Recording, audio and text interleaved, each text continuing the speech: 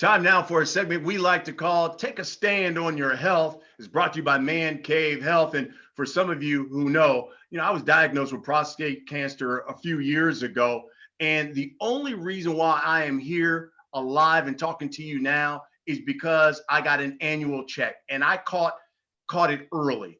And prostate cancer is a treatable cancer if you catch it early, but you've got to get an annual physical. You've got to know your number. And that's what Man Cave Health is all about. It is a foundation that is urging men to just take 1 hour out of this year to go get either an annual physical or a PSA test to know your number. And joining me now to talk about this is a world-renowned doctor. In fact, you can even hear him on his own podcast, the Digital Health Cast. He is Dr. Mwata Dyson. Dr. Dyson, welcome. Brian, thank you for having me on the show today. It's a pleasure to be here with you. It's great to have you on. And, we want to talk about health here in this segment. And why do you think most men are so neglectful when it comes to either getting an annual physical or even getting a PSA test? Yeah, Brian, I think that's a great question. Why don't most men go see the doctor? It's a topic that's widely discussed. And, I can tell you there's multiple reasons why. If I could simplify it for you and your guests, I would really put it into two categories. I would say it's because of psychology and because of science. It's the psychology and the behavior that has men hesitant to go, which is heavily influenced by time, fear, and comfort. So if we look at the number one reason why men don't go to the doctor, they'll say they just don't have enough time. They'll say they're too busy and they can't fit it into their schedule. The number two reason is they're afraid of the results. They're scared that they may find something really serious and they don't want to deal with the underlying ramifications of those results. And then the third reason being they just don't like the overall experience. As you know, men in general, we're pretty easygoing and pretty simplistic. We don't like being poked and prodded. Now, I'm sympathetic to everything I've heard patients say before. I don't want to dismiss it, but these are reasonable issues.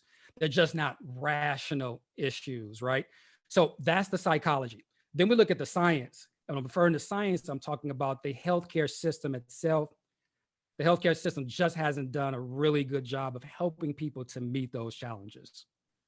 The great thing too about Man Cave Health is that they like to build waiting rooms that men will enjoy being in if they're going to a doctor. I mean, there's going to be memorabilia there. There are going to be different things there. There are going to be TVs with sports and all that kind of stuff, and to make you feel comfortable, to kind of address what you tried to say there about being uncomfortable in a waiting room. Well, Man Cave Health does that, as well as give you information about obviously health and keeping yourself healthy. Along those lines, when it comes to prostate cancer, it is the leading cause of cancer death among American men and men of color.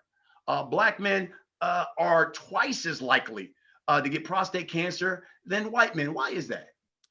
Well, it's kind of like we were talking about earlier. Men are not going to the doctor. And because of that, they're not getting the appropriate screening at the appropriate time. So many of these diseases are being picked up very late. If they were picked up early, we probably could institute some treatments which will most likely be curative. As you mentioned, and as you started the show off, a lot of this can be prevented if we could get people to get out to the doctor and get the appropriate screening. But because we're picking it up so late, we have very few tools left in the toolbox in order to be effective. Now, when we look at the African American community in particular, it becomes really complicated because in the Black communities, there's a limited access to resources. There's a limited access to healthy foods, particularly in these urban areas that are predominated by these food deserts.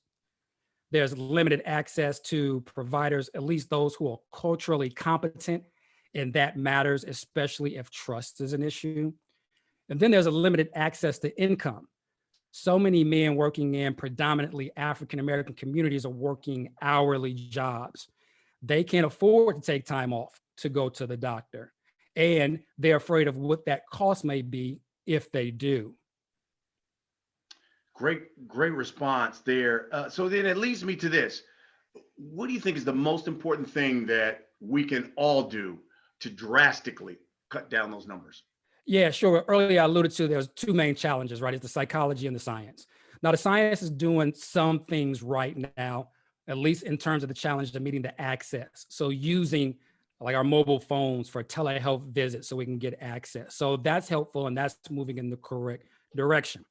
However, I think what your audience and athletes need to know is that we have to use better communication tools and empathy.